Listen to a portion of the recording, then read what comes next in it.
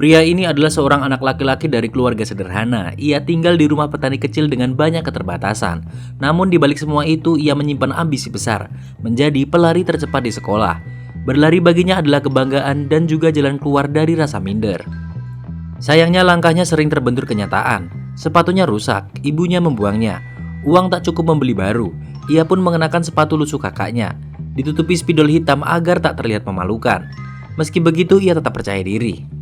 Di sekolah cemooh selalu menantinya, anak-anak lain meremehkannya, sebutan miskin menempel di telinga. Ia hanya menunduk tak pernah melawan. Hingga suatu hari, hadir seorang murid baru, gadis dengan penampilan nyentrik bernama Leslie. Kehadirannya langsung menarik perhatian. Ketika lomba lari dimulai, pria ini yakin akan menang. Ia berlari kencang, otot kakinya menegang, napasnya memburu. Namun di tengah lintasan, Leslie mengejutkan semua orang.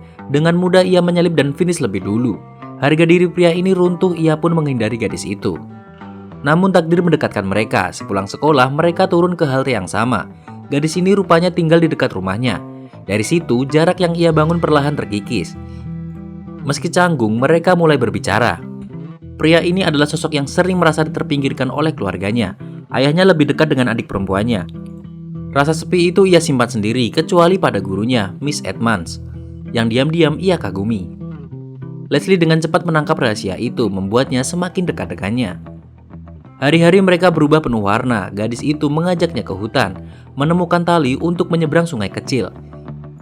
Dengan imajinasi yang liar, Leslie menamai negeri khayalan itu Terabithia. Awalnya pria ini ragu, tapi akhirnya ikut melompat, dan sejak saat itu dunia mereka berbeda.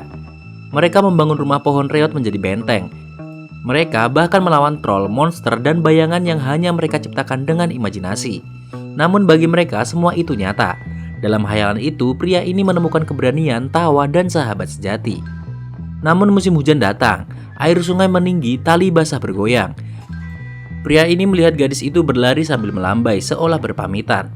Keesokan harinya Miss Edmonds mengajaknya ke museum. Dengan hati riang, ia pergi tanpa menoleh. Ketika ia pulang, kabar buruk menunggu. Sesuatu telah terjadi di sungai.